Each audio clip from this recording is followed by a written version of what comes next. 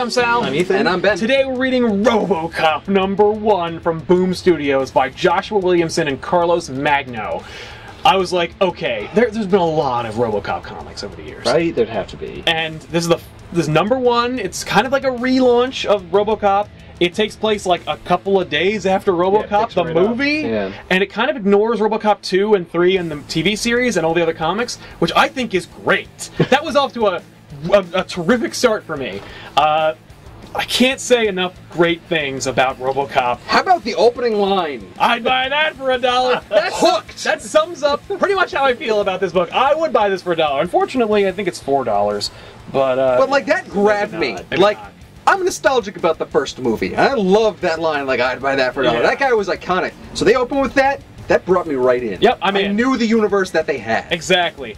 I think everything about this book screams Robocop. I think it's entirely the premise. I think I'm in. I don't know about buy anymore, but I'm glad we got this one, and I'm glad we read it. I had a blast. Because the last page reveal, which I don't want to spoil, unless we do later, the last page reveal, I'm like, you have told me everything I need to know. I know exactly where this is going. Because this is literally Robocop 1, but with other characters. Like, it's just another chapter in the Robocops. It's just the same damn movie over again. Yeah. Initial thoughts of Robocop #1. I was not a fan. It's fine, I guess. If I was a huge fan of Robocop, I'd probably like this book. Whatever.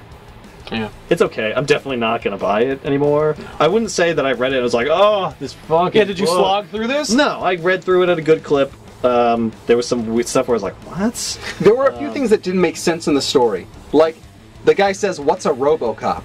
And yet, in prison, he was saying, oh yeah, the guards were telling me about this guy. Oh, whoops. It's like, you know what that is. Yeah. You know what he is. There's some really cool art in this book. In general, I wasn't a big fan of the art style, but they did some really cool things with it. I like when he punches the guy's eye out. That screamed Robocop. I didn't like that. Really? That was very Robocop to me. That was not Robocop to me, because I don't see Robocop as incredibly violent. He's incredibly violent. He shoots people to death. He also gouges their necks out with, like, big spikes that come out of their... Yeah, but that's because he didn't have his gun on him. In this, he had his gun on him, and he easily could have shot the guy. Yeah, but then how would he have punched his eye out of the socket? Precisely. They put it in to be graphic. Yeah. Of course they did. It's That's what Robocop is, and I think that they've lost sight of that over the years. I think, like, this is a Paul Verhoeven Robocop movie. Look, yes.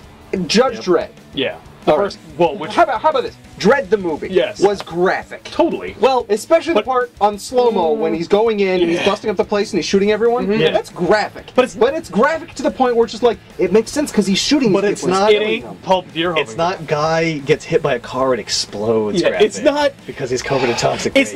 It's not. Guy wears 1,000 squibs on his body and is shot to obliteration by the Ed 209 in the boardroom scene. I love it, and this comic completely pays homage to that in a delightful way. Yeah. It's also got a sweet moment where a guy snorts coke off a gun, which I think was my favorite moment in the comic. That just says everything. What did you think, Ben? Yeah. I liked this book. There were some things that, like, threw me off, but overall, like, the art is really fun, especially for the story. The characters are interesting. I think the persona of Robocop is really weird to me because I see him more as a justice. Like, I see him as the embodiment of the law, like justice and standing up for things. So when he's training and he's just like shooting the target constantly, he has this grim face on, but he's like, "You're Robocop. Your aim's perfect. Why are you practicing?" Right. That is sometimes you just gotta shoot shit. The fact that Lewis is in charge of the program to clean up all the guns, yeah, it's like that's bad. That's writing. 80s. That's so 80s. I was just gonna say it's like a sitcom. Yeah. Yeah, it's totally like that. That's the one moment where I just went, "Oh, you could do better than that." That's Robocop. Robocop is not a good movie. And there are plenty of other points where it's fantastic. Like when Killian's just like, "You got quite a grip there, cowboy." I was like, "That's cool." Badass. Yeah. Totally. You got to take the good with the bad, man. That's Robocop. That's Robocop. Robocop is a horrible character. He's a terrible movie. He's not super. He's literally killed 3 times in the first movie. He barely succeeds. Like, he has to cheat to win.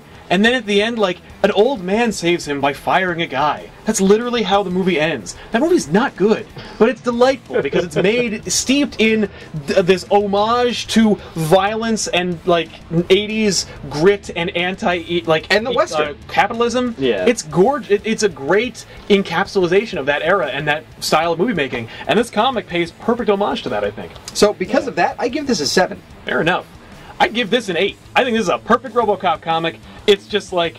You have to like RoboCop. Yeah, you have to like RoboCop. You know what? I'm learning to like RoboCop more and more. You know what? I'm gonna give this a 9 because it's a perfect. Oh my god! It's a 9 for a RoboCop comic. If you're gonna go there, you're gonna go to a comic book store. You're like, you're like RoboCop. I remember RoboCop. I saw that fucking movie with Michael Keaton.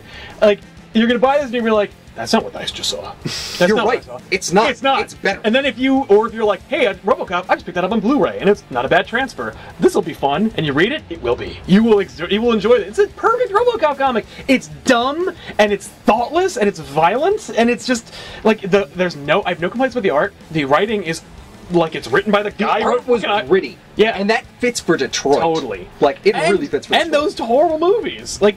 Well, yeah, they were 80s movies. Yeah, like they weren't you almost see the grain in the film. Like it looks like a RoboCop movie. All right, Ethan.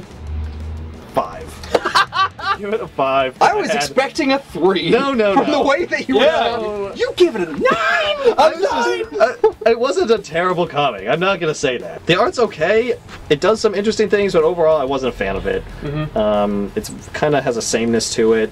Pull it back just a little bit. Right. There's almost like too many lines occurring, like all this shading and stuff.